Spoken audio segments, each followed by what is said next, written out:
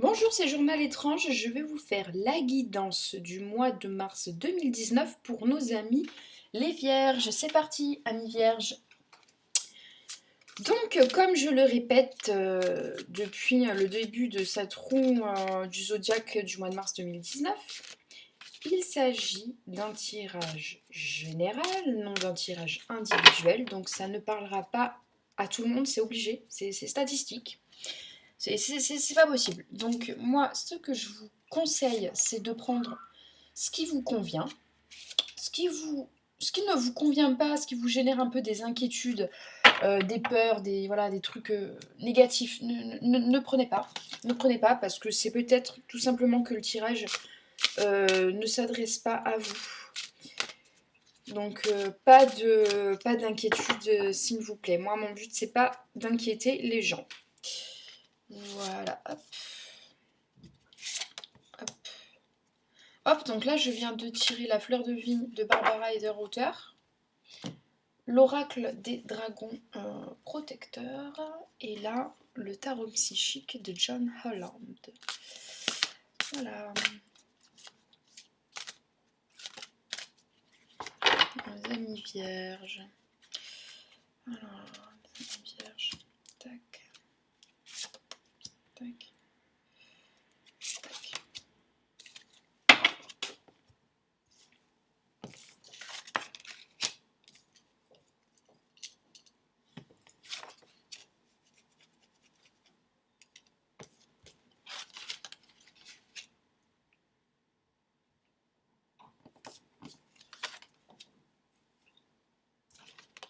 Waouh.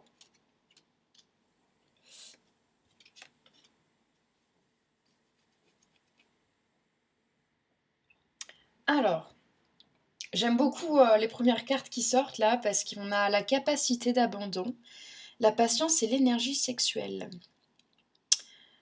Dans la capacité d'abandon, forcément, quand on s'abandonne euh, dans le couple, hein, dans la sexualité, on accepte de lâcher prise et c'est quand on lâche prise qu'on atteint, voilà, hein, qu'on atteint la fusion et qu'on est susceptible vraiment de se laisser aller, de prendre du plaisir, d'avoir un orgasme. On vous demande aussi d'être patient, donc c'est pas, on n'est pas dans la course à l'orgasme, hein. On n'est pas dans la course au plaisir. Si vous rencontrez des difficultés avec votre partenaire par rapport à la sexualité, surtout ne vous prenez pas la tête. Ce qu'il faut savoir, que ce soit pour les hommes et même que ce soit pour les hommes et pour les femmes, c'est que ce qui se passe en fait dans votre lit, c'est un peu le reflet de ce qui se passe en dehors de votre lit. C'est sûr que si l'homme ou la femme n'a pas d'égard envers son partenaire, qu'il n'y a pas euh, de jeu de séduction, qu'il n'y a pas de petits mots doux, qu'il n'y a pas d'attention. Et quand je parle d'attention, c'est pas juste faire un cadeau pour faire un cadeau, on parle vraiment d'être attentif à l'autre, hein, de vraiment s'y intéresser comme quand on vient de rencontrer une personne et qu'on cherche à la connaître. Quand on a le sentiment de connaître la personne, c'est vrai qu'on fait plus l'effort puisqu'on la connaît.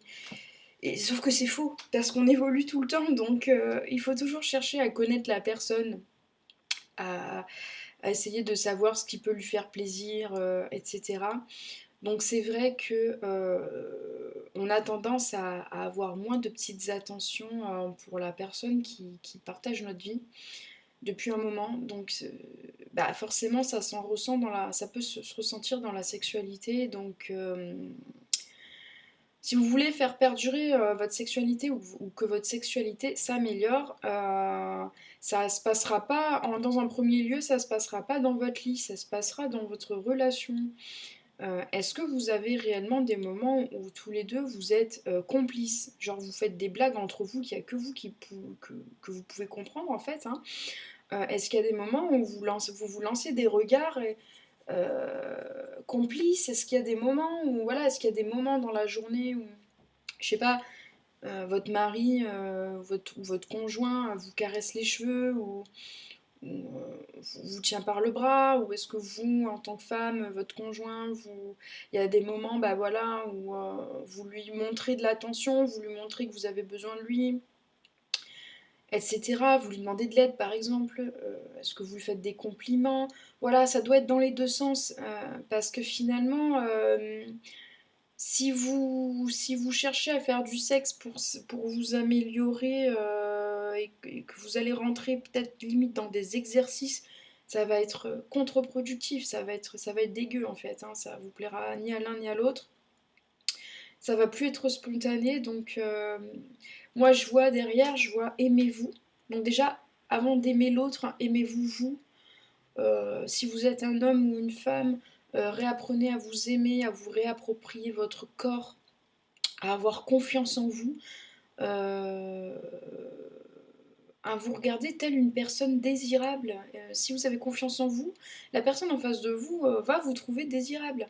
Tout démarre de vous, donc déjà de base aimez-vous. Ensuite, vous avez le temps. On n'est pas à la course du sexe. C'est pas la course du sexe. C'est pas la course de la sexualité.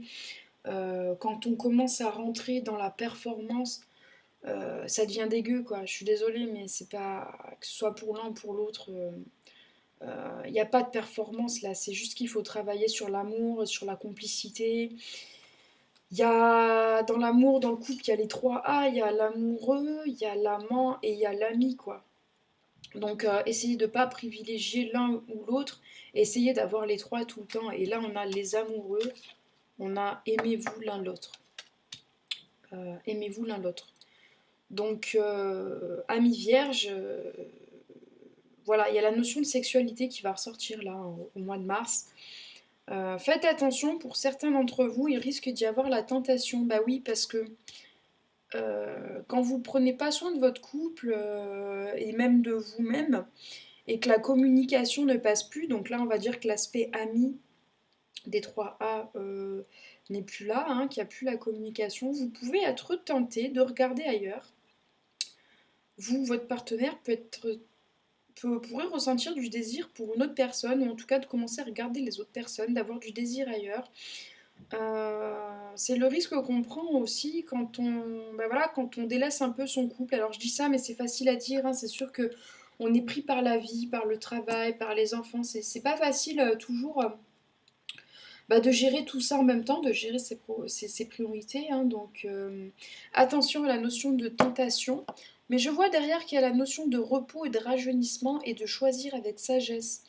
Euh, pour la plupart d'entre vous, il y aura pas vraiment, il y aura la tentation, mais ça restera intellectuel. Il y aura pas forcément ça va pas aller forcément jusqu'à une tromperie parce que je vois pas la tromperie. Je pense que vous allez réussir à communiquer et à parler de ça avant que ça devienne problématique.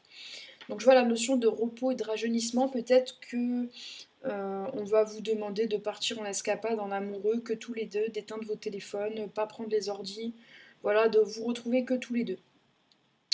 Euh, et du coup, derrière, on a à choisir avec sagesse ce qui est bon pour votre couple. Euh, voilà. Faites des choix sur le long terme pour votre couple, peut-être de vous réorganiser autrement, des moments rien que pour vous deux. Parce qu'il y a quand même beaucoup d'amour entre vous là. Et ce serait dommage de penser que votre sexualité est défaillante alors qu'en fait peut-être c'est juste un problème d'alchimie, il faut juste peut-être vous retrouver entre vous et vous verrez que la sexualité va suivre, hein. Donc pas d'inquiétude. J'ai quand même envie de vous retirer, de vous faire un petit tirage supplémentaire. Tac.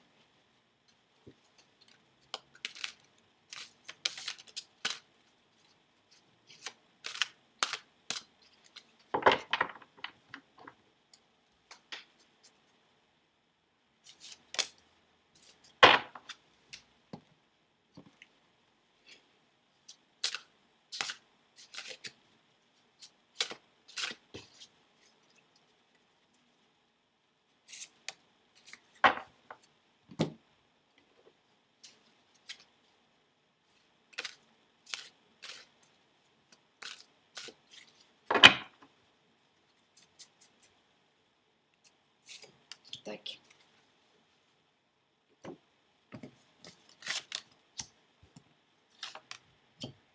Bah voilà. Donc on a sur le plan matériel, travail, vous êtes submergé de travail, soucis liés au stress, accepter l'aide des autres, la vie est déséquilibrée, ce qui peut expliquer aussi les problèmes que vous pouvez rencontrer dans votre sexualité, dans votre couple. Comme je vous le disais, il y a trop de choses en même temps, donc c'est sûr que c'est pas facile de trouver un équilibre entre tout ça, le couple, la famille, la maison, le travail, tout ça. C'est voilà, accepter l'aide des autres.